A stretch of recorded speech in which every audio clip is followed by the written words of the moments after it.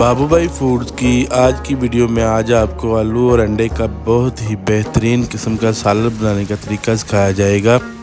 ये माशाल्लाह बहुत ही आसान और बहुत ही जल्दी बनने वाली रेसिपी है। तो वीडियो को शुरू करने से पहले जो लोग मेरे चैनल पे नए हैं उनसे रिक्वेस्ट है कि आप मेरे चैनल को सब्सक्राइब कर लें और बेल आइकन को ज़रूर प्रेस कर दें ताकि हर नई आने वाली वीडियो का नोटिफिकेशन आप तक बर वक्त पहुँच सके। तो चलें रेसिपी को स्टार्ट करते हैं।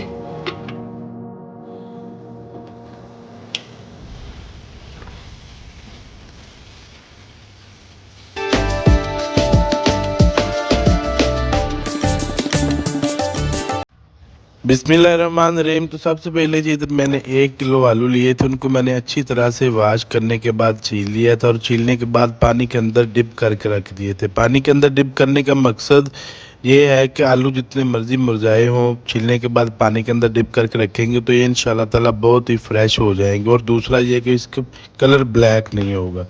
तो अभी हमने इसकी कटिंग करनी है। आलू और अंडा तकरीबन 3 से 4 किस्म के तरीके से बनाया जाता है, तो इसके लिए कटिंग भी मुख्तलिफ होती है। बाज़ लोग ये लंबी थोड़ी सी कटिंग करते हैं ऐसे, लेकिन हमने ऐसे नहीं करनी। ये 2 पीस दरमियान में से करनी, छोटी कटिंग करनी है और इतना मोटा हमने आलू का साइज़ रखना है, बहुत ज़्यादा बारीक नहीं करना। अच्छा, एक शोरबे वाला भी आलू और अंडा बनता है। अंडे को बॉयल करके रख देते हैं शोरबे के अंदर, तो उसकी कटिंग ज़रा मुख्तलिफ होती है। आलू का साइज़ थोड़ा सा बड़ा रखा जाता है। ये देखें, ये 2 पीस किए मैंने, इतना साइज़ आलू का होता है, आलू और जो शोरबे वाला अंडा होता है।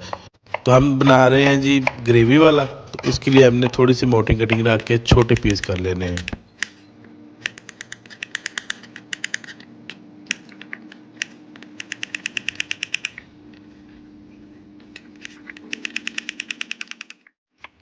तो 1 किलो आलू की कटिंग माशाल्लाह कंप्लीट हो चुकी है। अभी हमने क्या करना है, ये सारे जो कटे हुए आलू हैं इनको दोबारा से हमने साफ पानी के अंदर डिप कर देना और डिप करने के बाद जो कुदरती इनके अंदर स्टार्च होता है वो सारा के सारा निकाल देना है। उसका मकसद ये है कि जब हम आलूओं के अंदर से स्टार्च निकाल देंगे तो हमारे जो सालन जो रेसिपी हम बना रहे हैं वो बड़ी खुशबूदार और बड़ी मज़ेदार बनेगी।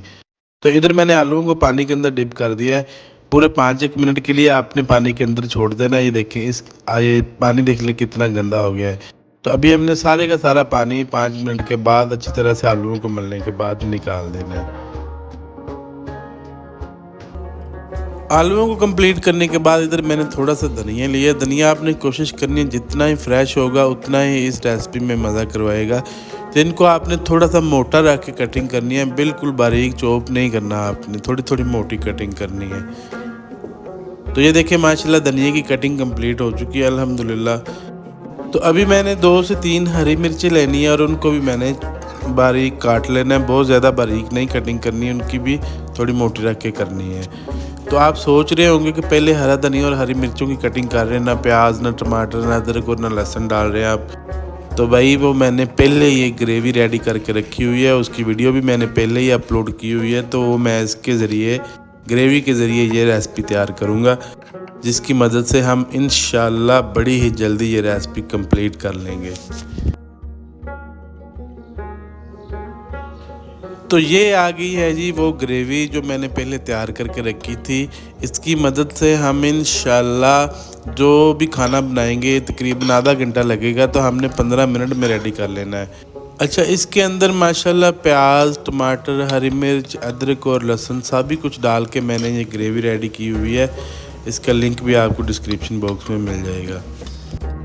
अच्छा जी, इधर मैंने अंडे ले लिए हैं, पूरे मैंने 6 अंडे लिए हैं। ये आप चेक कर सकते हैं, 1 2 3 4 5 और ये 6। इनको मैंने अलग-अलग तोड़ के फिर एक बर्तन में डाल के रख लिया है। अलग तोड़ने का मकसद कि कोई ख़राब निकला है तो रेसिपी ख़राब ना हो।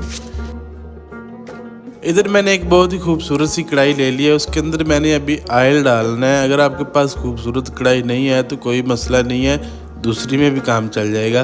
तो 1.5 कप मैंने इसके अंदर ऑयल डालना है। इस रेसिपी में ऑयल की मकदार थोड़ी सी ज़्यादा जाती है। आप अगर घी में बना रहे हैं तो कोई मसला नहीं, उसमें भी इंशाल्लाह ताला बड़ा मज़ा आएगा। ये नहीं है कि घी में मज़ा नहीं आएगा, बल्कि घी में इसका ज़्यादा मज़ा आएगा, क्योंकि घी के अंदर एक अपना फ्लेवर भी होता है। लेकिन मैं ऑयल में बना रहा हूँ। तभी ऑयल को मैंने गर्म करने के बाद इसके अंदर मैंने जो आलू काट के रखे हुए थे उनको मैंने अच्छी तरह से दोबारा से वॉश करके छान लिया था, उनका सारा पानी ड्रेन कर लिया था। तो अभी मैंने ऑयल के अंदर डाल देने हैं।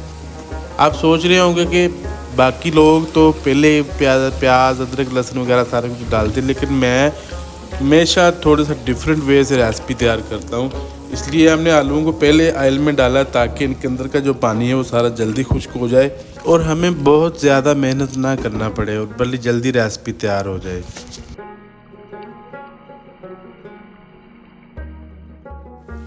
और दूसरा, आलूओं को पहले फ्राई करने का एक रीज़न ये भी है कि जो हमने ग्रेवी तैयार की हुई है उसकी बहुत ही अच्छी तरह से हमने पहले ही बुनाई कर ली थी, क्योंकि हमने ऑयल के अंदर ग्रेवी बनाई थी, पानी के अंदर बॉयल करके नहीं बनाई थी। तो इसलिए हमें ग्रेवी को बाद में ही ऐड करना है, क्योंकि उसको भूनने की और ज़्यादा ज़रूरत नहीं पड़ेगी।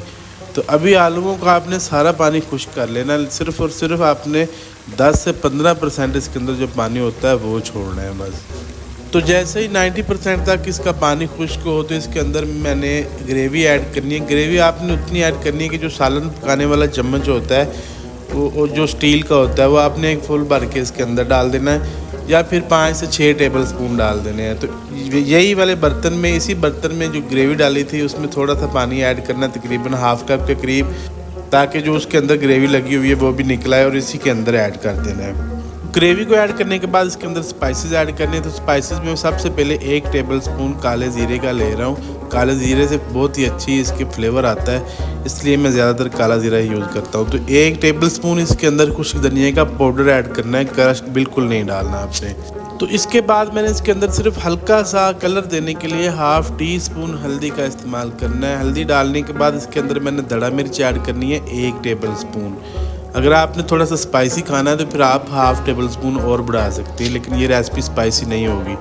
तो जो मैंने हरी मिर्ची कट करके रखी हुई थी वो मैंने तकरीबन थोड़ी सी डाल देनी, और थोड़ी सी मैंने बचा लेनी, वो बाद में डालेंगे। इसके बाद इसके अंदर मैंने नमक इस्तेमाल करना है। नमक मैं हमेशा दानेदार यूज़ करता हूँ, तो 1 टेबल स्पून ही मैंने इसके अंदर नमक का इस्तेमाल करना है। उसके बाद हरा धनिया आ गया जी। हरा धनिया जो मैंने सारा कट करके रखा था वो सारा नहीं ऐड करना, बल्कि उसमें से आधा इस्तेमाल अभी करना है और आधे का इस्तेमाल हम बाद में एंड पे करेंगे।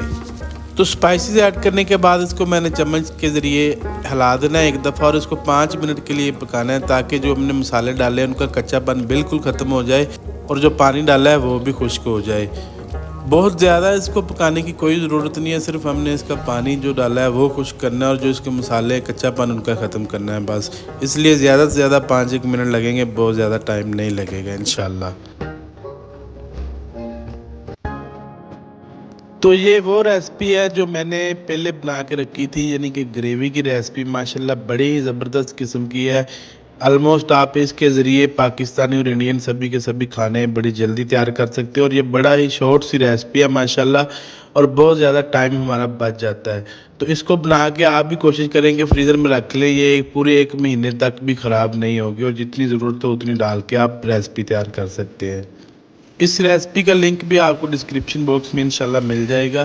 तो देखें, पानी माशाल्लाह बिल्कुल खुश्क हो चुके हैं, आलू भी हमारे तकरीबन गल चुके हैं, मुकम्मल गल चुके हैं। बस चम्मच ये प्लास्टिक है, इसलिए उसके तोड़ने में थोड़ी सी मुश्किल पेश आ रही है। तो अभी मैंने क्या करना है कि इसके अंदर हाफ़ कप पानी ऐड करना है। अगर तो आपको बिल्कुल ड्राई चाहिए तो फिर आपने पानी ऐड नहीं करना, अगर तो आपको हल्का सा जूसीनेस चाहिए तो फिर आपने पानी ज़रूर ऐड करना है। तो इसके अंदर मैंने हाफ़ टेबल स्पून गर्म मसाले का पाउडर इस्तेमाल करना है, वो डाल के एक दफ़ा आपने इसको चम्मच से अच्छी तरह से हिला देना है। अगर ये रेसिपी आपको थोड़ी सी जूसी चाहिए तो फिर आपने पानी का इस्तेमाल लाजमी करना है। तो अभी मैंने इसके अंदर जो अंडे तोड़ के रखे थे पहले ही, वो मैंने डाल देने। 6 अंडे का इस्तेमाल किया था मैंने। अंडे जब भी आप तोड़ें तो कोशिश करें कि एक एक करके अलहदा बर्तन में तोड़ते जाएं और एक बर्तन में डालते जाएं, ताकि कोई भी ख़राब निकले तो हमारी रेसिपी ख़राब ना हो जाए। तो अंडे डालने के बाद इसको आपने सिंपल एक अच्छी तरह से एक दफ़ा मिक्स कर देना, और मिक्स करने के बाद हमने इसको कुछ भी नहीं करना, बस एक दफ़ा मिक्स करने के बाद इसके ऊपर ढक्कन लगाना और बिल्कुल हल्की आंच पे हमने इसको तकरीबन 5 से 7 मिनट के लिए दम लगा देना है, ताकि जो अंडे की महक होती है, जो स्मेल होती है, वो बिल्कुल ही ख़त्म हो जाए। तो अभी मैंने मिक्स कर लिया है माशाल्लाह। तो जो मैंने हरी मिर्ची बचा के रखी हुई थी वो भी इस पॉइंट पर डाल देनी, और जो धनिया मैंने बाकी रखा हुआ था वो भी एंड पे हमने डाल देना है। बस रेसिपी हमारी तकरीबन ऑलमोस्ट माशाल्लाह कंप्लीट हो चुकी है। तो अभी मैंने इसके ऊपर ढक्कन लगाना और ढक्कन लगा के 6 से 7 मिनट आपने बिल्कुल दम वाली आंच पे इसको दम लगा देना है।